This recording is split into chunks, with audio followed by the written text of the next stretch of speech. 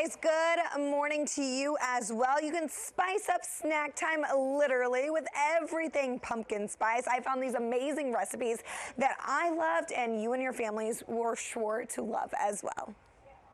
First up, 2-ingredient pumpkin spice muffins. It doesn't get any easier than this. All you need is a box of spice cake mix and a can of pumpkin puree, not pie filling.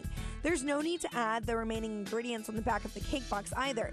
This is literally just a 2-ingredient recipe after all. Mix the two together, then spoon into a non-stick muffin pan and bake at 375 for 18 to 20 minutes. And finally, I had to try this one out for myself, creamy pumpkin Alfredo, right? It just sounds crazy, but surprisingly, it's super simple to make.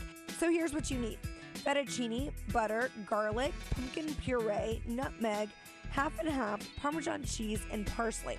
As you boil your fettuccine in another pan, melt butter, stir in your garlic, then half and half, Parmesan, pumpkin, and nutmeg. Add about 1/4 cup of your pasta water, then add in pasta, coating it in the sauce for about 1 to 2 minutes.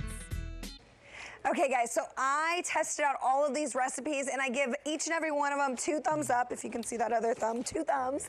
And by far the most favorite that I've actually made more than once, if I have to admit, are those pumpkin spice Snickerdoodle cookies. I have the recipes all posted on my Pinterest page, Chelsea Hernandez, as well as over on my Instagram page as well. So many people wanting that recipe for the pumpkin spice Snickerdoodles. And Tom, Cook, actually, you tried the Snickerdoodles and the muffins. Yep. Tell us what you thought. Be honest. I like them, and I can't believe that Samika Knight does not like pumpkin spice, but that's all I'll say about that.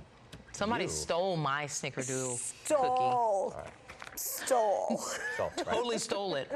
Rachel's a fan. You're a